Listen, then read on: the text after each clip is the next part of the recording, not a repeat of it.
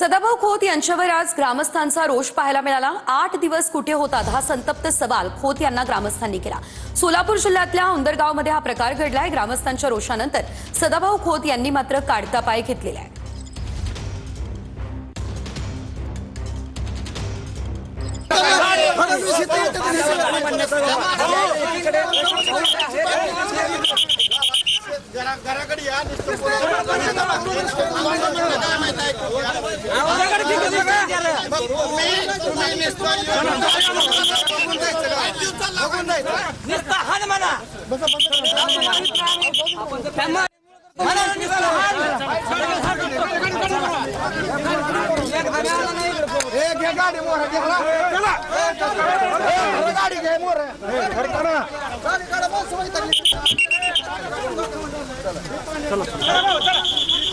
आपल्या समेत उंदरगावचे सीना नदी काठचे शेतकरी आहेत, जे शेतकरी सदाभाऊंच्या दौऱ्या अगोदरच आक्रमक होताना पाहायला मिळाले। नेमका आक्रमक कशासाठी सदाभाऊने काय केलं?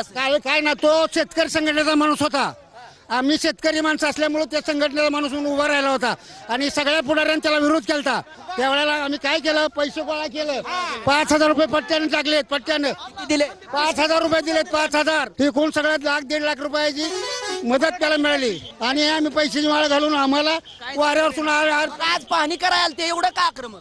पाहणी करायला नाही। 21 वर्षांनी आता म्हणजे संकट बद्दल बदलूपणा कशा करता तुमच्या प्रपंचाच्या पोरा करता? आमच्याकरता काय केलं? 21 वर्षांनी तुम्ही येत आहे आणि आमच्याकरता काय केलं? तुम्ही ज्या वेळेस इलेक्शनला उभा राहिला आहोत त्यावेळेस आलेला ह्या उंदरगावला, त्याच्यानंतर तुम्ही आजच आला। आज ह्या गावातली जनता मिली का हाय का ती बघाय सुद्धा तुम्ही परत आला आणि केली कसलीच पाणी शेतकरी संघटनेचा थांबलावी नाही। काय घेऊन येत असेल तरी शेतात अजिबात उतर नाही तर रोडवर येऊन फोटो शोषण करून प्रत्येक पुढारी येतोय, रिकाम्या हाताने जातोय, काही 1 रुपयाची मदत नाही। चाऱ्याचा तर प्रश्न कमीत कमी शेतकऱ्यांचा मिटो ही अपेक्षा आहे। 8 दिवस झालं पाणी आलंय पण अजून एकही चारा आला नाही जनावरांसाठी। सुनील काटकर, मी संदीप शिंदे, TV9 मराठी, उंदरगाव, माडा, सोलापूर। तर भाऊ, कोरडे दौरे होत आहेत असे शेतकरी सांगतायत, फॉर्स दौरे होत आहेत, प्रसिद्धीसाठी होत आहेत। शेतकऱ्याला पदरात काय पडणार आहे? असं नाही आहे। जर दुःखाच्या काळामध्ये, संकटाच्या काळामध्ये प्रत्येक जण एकमेकाच्या बरोबर राहत असतो, जात असतो।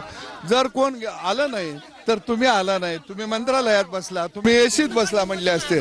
म्हणजे विरोधकांना संकटाच्या काळात, दुःखाच्या काळात शेतकऱ्यांच्या आसू पुसायच्या ऐवजी त्यांना ह्याच्यामध्ये राजकारण करायचं। आम्हाला ह्याच्यामध्ये राजकारण करणार नाही आणि चांगली मदत मिळाली पाहिजे माझ्या शेतकऱ्याला। शेतकरी नेता म्हणून माझी मुख्यमंत्र्यांच्याकडे मागणी असेल।